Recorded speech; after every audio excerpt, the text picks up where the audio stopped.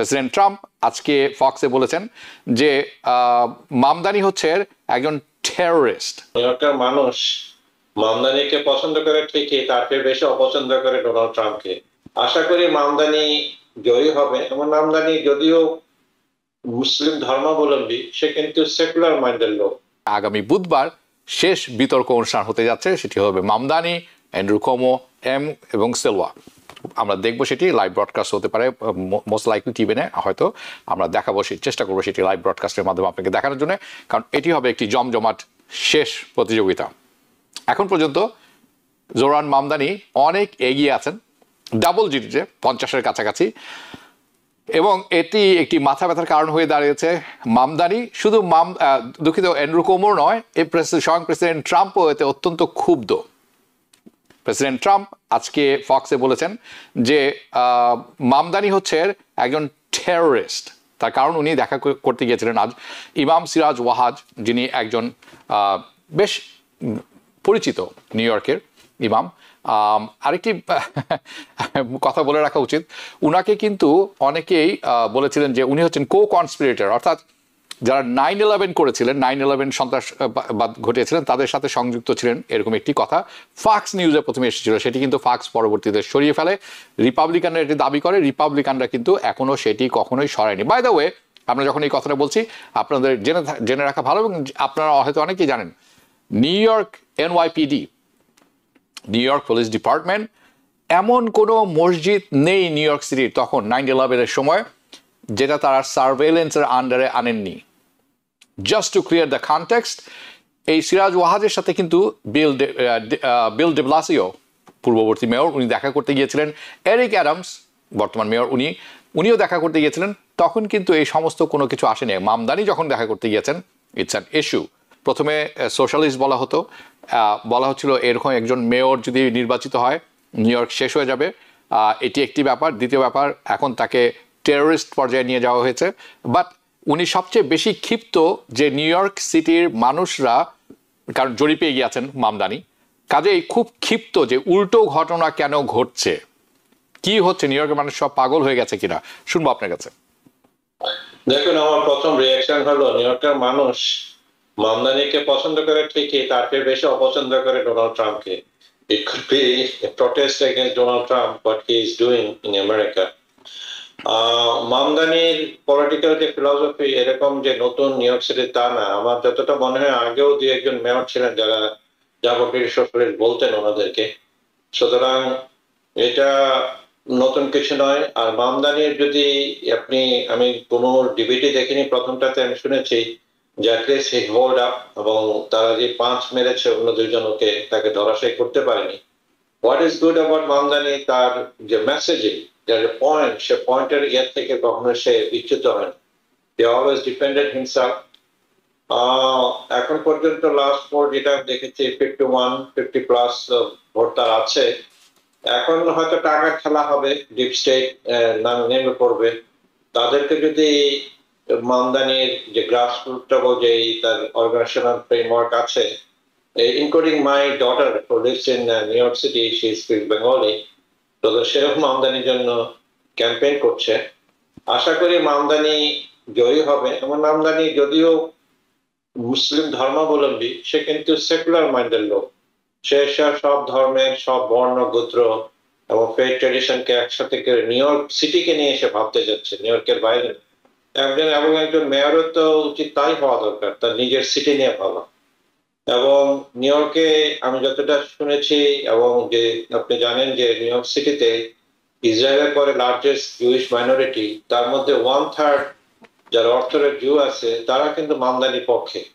এবং যারা younger generation আছে তারা কিন্তু একটা মেসেজ যে মামদানির যে নিউ জেনারেশন, নিউ ডিল, নতুন কিছু করতে যাচ্ছে, এবং যে ইনকাম ইনইকুয়ালিটির ব্যাপার যেটা হচ্ছে নিউ ইয়র্ক সিটিতে, সেটা কমাতে যাচ্ছে। এবং ইকুয়াল অ্যাক্সেস, এই যে অনেকে একটা কথা বলছে যে থার্ড গ্রেড নিয়ে যে স্পেশাল চাইল্ড স্টার ফিলোসফিটা, যে সবাইকে একটা লেভেল আছে, কোন লেভেল পর্যন্ত ইউ ডিসক্রিমিনেট, তাই না? তো তার পিছনে অনেক ধরনের গবেষণার সে হুট করে সেটা বলছে আর কি। তো প্রত্যেকটা মেসেজে আমি দোয়া করি মামদানি জিতে নিউ ইয়র্ক ভাষীর জন্য, সবার জন্য মঙ্গল হবে। একটা জিনিস আমি বিশ্বাস করি, he is a man of justice.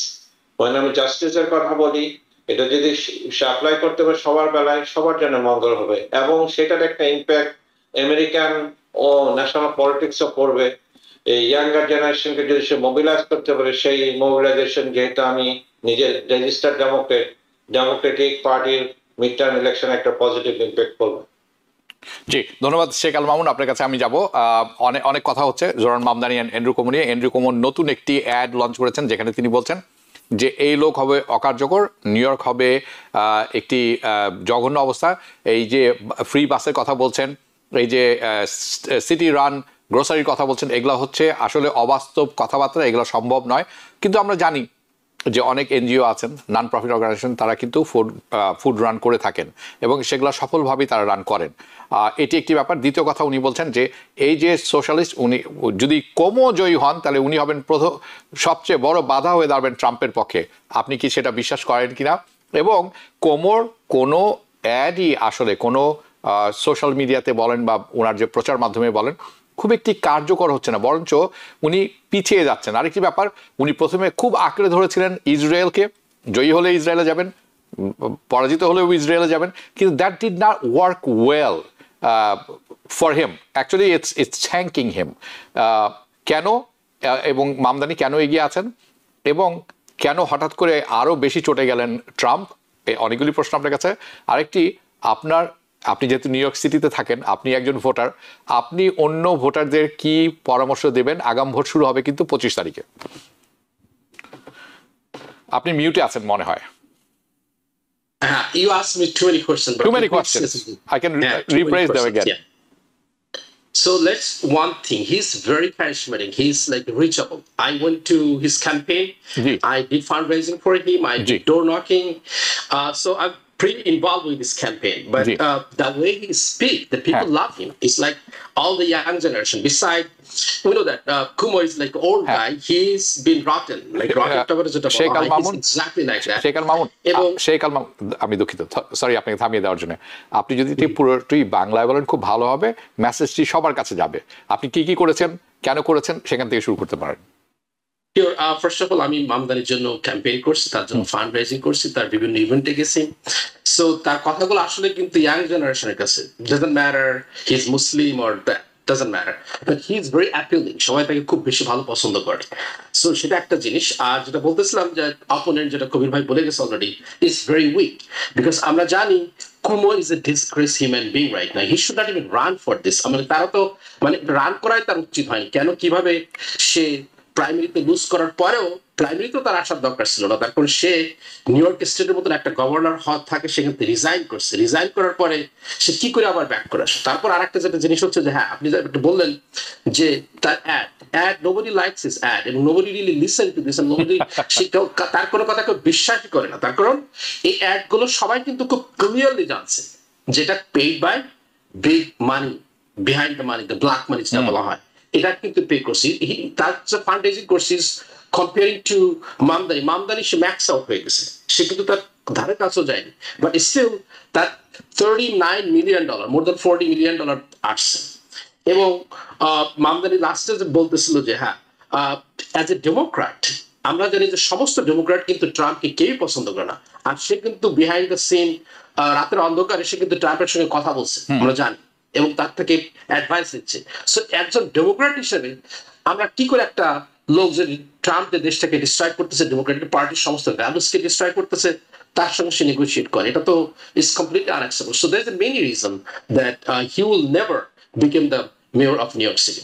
জি, উনি মানে স্বতন্ত্র হিসাবে রান করছেন, উনি ডেমোক্রেট হিসাবে চেষ্টা করেছিলেন, এবং ভোটাররা জেনারেল প্রাইমারিতে সেটি রিজেক্ট করেছেন সম্পূর্ণভাবে। এখন উপায়ন্তর না দেখে উনি স্বতন্ত্র হিসাবে রান করছেন। আমার মনে হয় উনি যদি রিপাবলিকান হিসাবে রান করতেন ভালো হতো, বিকজ উনার সব কর্মকাণ্ড কিন্তু খুব রিপাবলিকান, এবং আমরা জানি রাতের আধারে উনি ট্রাম্পের সাথে কাজ করছেন। নিউ ইয়র্ক সিটির জন্য উনি কি করবেন সেটি এখনো পরিষ্কার নয়। উনি এখনো কিন্তু আক্রমণ করে যাচ্ছেন মামদানিকে। উনি কি করবেন, যেরকম কিছু কথা উনি বলেছেন যে আমেরিকার মানুষরা নাকি অর্থনীতি ভালো বোঝে না।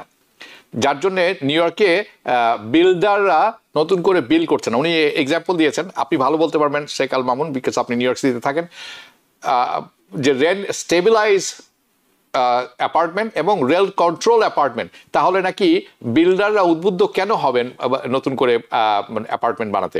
বাট হি ডাজন্ট নো, মানে উনি নিউ ইয়র্ক সিটিতে থাকেন, যে নিউ ইয়র্ক সিটিতে অনেকগুলো রেগুলেশনস আছে।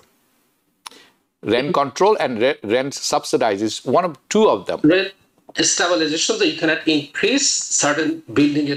তো এখানে আমি জানি যে কয়েকটা সিটিতে, বড় বড় সিটিতে, শিকাগোতে এবং ওয়াইমং, আরো কয়েকটা সিটিতে তার বিল্ডার আর they are building huge buildings, এবং তারা কিন্তু প্রচুর রেন্ট স্টেবিলাইজেশন অ্যাপার্টমেন্ট বিল্ড করতেছে, because city is providing some tax benefit.